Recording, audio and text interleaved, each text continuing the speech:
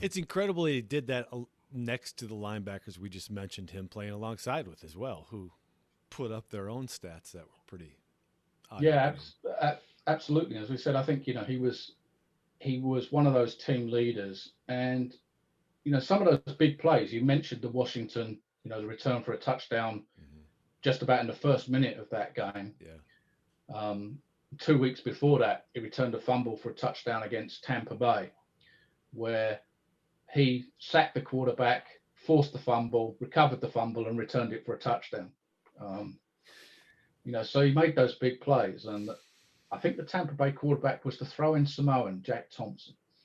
Um, Throwing Samoan, and even in his last year with the Packers, he had that 80-yard interception return for a touchdown Yeah, against against Detroit. against Detroit. Yeah. Um, That's- I think that's the one that JJ put up on Twitter. So there's a game in '81 where he had 16 solo tackles against the 49ers. Can you imagine that? 16 oh, solo tackles, couple of tackles for a loss, a sack, a fumble recovery. So he had the ability to make those big plays and to take over games. yeah. Um, just a great all round player, and Packer Hall of Famer, San Diego State University Hall of Famer. Yeah, just a super player. Yeah. And Eric, what'd you find out he was doing now? Well, he finished his NFL career and then moved into a passion of his, apparently, that he'd had for quite some time in bodybuilding. As of 1996, he had won his 20 or 25 championships in his division. Dude was ripped.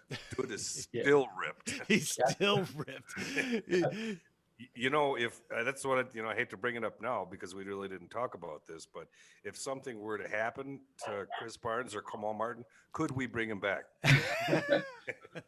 Well, he's apparently still around his playing weight, even these Yeah. days, and of course he played in that period in the early '80s, and this does link to the bodybuilding thing because all of those bodybuilding titles are natural bodybuilding titles, non-steroidal, if you like, Mhm. and of course in the early '80s was when the use of steroids really kind of took off or started to get notoriety, and Yeah. because Mike Douglas never used them. And so that's why he's been able to make this great career in Mhm. bodybuilding and fitness and everything after Yeah. after his career ended. But yeah, so it's a great story in that somebody has continued to have, a very fit, as far as we know, a very fit and healthy life and career after Yeah. after football, which is just as important as football. Yeah.